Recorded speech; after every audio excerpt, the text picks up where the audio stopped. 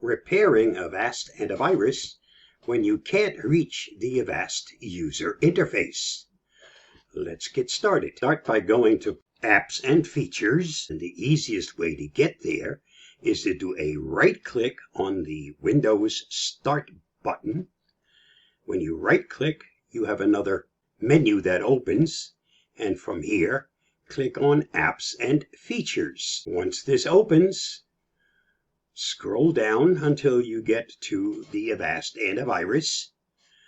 For me, that's Avast Omni. Select it, and you'll see the only options you have here are to modify and to uninstall.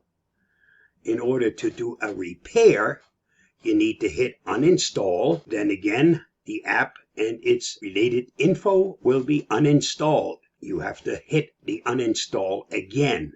As soon as you hit it the second time, user account control will warn you that someone wants to uninstall Avast, and you have to agree to that. And once you've done that, then the next option opens. And once this window opens, you now have the option to repair the product.